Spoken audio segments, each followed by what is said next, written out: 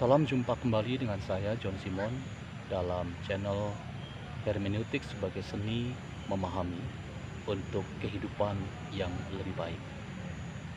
Dalam perjumpaan kali ini saya ingin berbagi perspektif tentang adanya dua istilah yang berbeda dalam istilah bahasa Inggris, tetapi tidak berbeda ketika diterjemahkan dalam bahasa Indonesia. Istilah itu adalah hermeneutik without S dengan hermeneutics with S. Jadi istilah yang pertama tanpa S dan istilah yang kedua adalah dengan S. Keduanya sebetulnya diterjemahkan oleh beberapa ahli hermeneutik atau oleh beberapa penulis seperti Gruner dan Ferguson dengan penerjemahan yang sangat jelas dan dibedakan. Istilah hermeneutik tanpa S diterjemahkan menjadi hermeneutik, sementara hermeneutics dengan S sering diterjemahkan menjadi hermeneutika. Tetapi pada diskursus akhir-akhir ini, kedua istilah, baik hermeneutik tanpa S maupun hermeneutics dengan S, sering diterjemahkan sama saja atau tidak terlalu diperlihatkan perbedaannya. Mengapa? Karena sesungguhnya hermeneutik sebagai sebuah diskursus ilmu pengetahuan atau seni memahami, sesungguhnya di dalamnya terdapat baik hermeneutik dengan S maupun hermeneutik tanpa S. Teman-teman, kalau kita menyadari dengan baik adanya perbedaan ini, sebetulnya kita tertolong untuk memahami bahwa hermeneutik without S itu sebetulnya menunjuk kepada apa yang dinamakan aspek subjektif dari sebuah kegiatan atau proses menafsir. Bahwa ketika kita menafsir realitas, maka sang penafsir mempunyai seperangkat nilai, termasuk kepentingan, termasuk keprihatinan yang ia perjuangkan.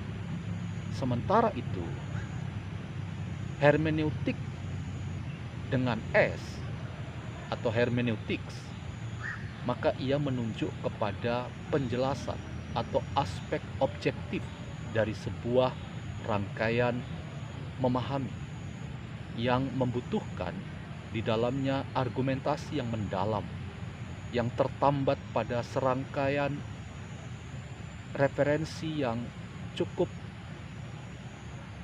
mendalam untuk memastikan bahwa sebuah pemikiran itu memang betul-betul pemikiran yang diperoleh dengan penelitian yang seksama, dengan proses meneliti yang tidak asal-asalan atau tidak sekadarnya, tetapi melewati kaidah dan serangkaian metode yang penting.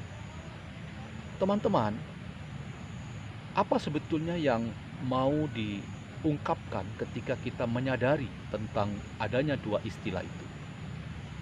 Bahwa yang penting bagi kita, bahwa ketika kita hendak memahami teks maupun realitas sosial sebagai teks, maka kepada kita sebagai yang menggeluti dunia hermeneutik atau seni memahami, maka kita tidak sekadar ingin memahami realitas itu hanya urusan subjek, sehingga kita hanya sekadar ingin menunjukkan perhatian, ingin menunjukkan keprihatinan.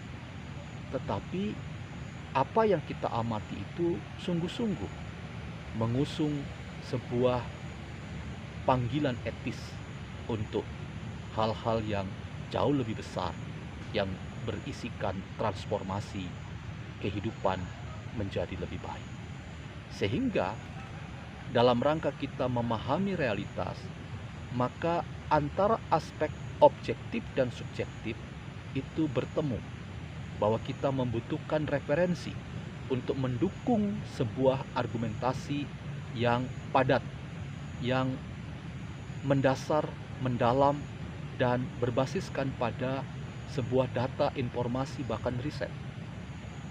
Tetapi juga sekaligus dipertanyakan kepada kita sebagai sang penafsir, apakah betul bahwa ketika kita hendak memahami realitas, maka kita pun dipanggil untuk menunjukkan keprihatinan, menunjukkan kepentingan bagi transformasi sosial yang mengarah pada yang lebih baik. Ambil contoh misalnya dalam rangka kita memetakan konteks kehidupan kita di Indonesia, maka kita bertemu dengan 7 konteks, yaitu kepelbagaian agama, kepelbagaian budaya, kemiskinan, ketidakadilan, penderitaan, kerusakan ekologi, ketidakadilan, dan perubahan nilai. Yang di dalamnya kita bicara tentang LGBT, dan di dalamnya kita bicara tentang fenomena artificial intelligence, termasuk kemajuan teknologi yang ada di dalamnya. Nah, tugas kita tidak hanya sekadar mendeskripsikan, menjadi kepentingan yang disebut dengan hermeneutik, tetapi kita juga ingin berjalan pada hal yang jauh lebih mendalam, yaitu menjelaskan untuk mengeksplorasi apa yang sebetulnya sedang terjadi, apa yang sebetulnya sedang dialami oleh kehidupan sosial masyarakat di sekitar kita.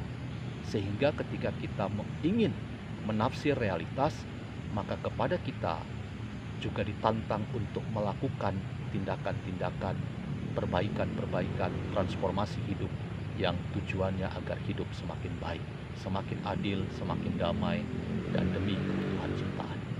Karena itu teman-teman, mari kita menyadari bahwa hermeneutik itu menyatukan baik aspek subjektif sang penafsir yang berisi kepentingan, yang berisi keprihatinan, tetapi juga aspek objektif, bahwa menafsir itu harus berisikan seperangkat data, seperangkat argumentasi, seperangkat informasi yang berbasis pada referensi, sehingga dia kuat, dia mendalam, dan ia akhirnya bisa membuat setiap siapapun yang membaca, ia dapat memahami dan turut juga menjelaskan apa yang sedang terjadi, dan pada akhirnya ikut dalam tindakan-tindakan transformatif yang mendatangkan kebaikan. Demikian informasi yang ingin saya bagikan dalam kesempatan ini. Kiranya kita menyadari bahwa realitas di sekitar kita membutuhkan penjelasan, tetapi juga membutuhkan keprihatinan, keresahan kita untuk memperjuangkan perbaikan-perbaikan ke arah hidup yang lebih baik. Itulah tujuan dari hermeneutik yang sebenarnya, baik ia dengan huruf S di belakang atau tanpa huruf S di belakang. Toh pada akhirnya kita ingin mengadvokasi, memperjuangkan situasi yang tidak baik untuk diubah menjadi lebih baik. Nantikan saya dalam channel berikutnya, yaitu hermeneutik sebagai seni memahami untuk hidup yang lebih baik. Jangan lupa like, komen, dan subscribe.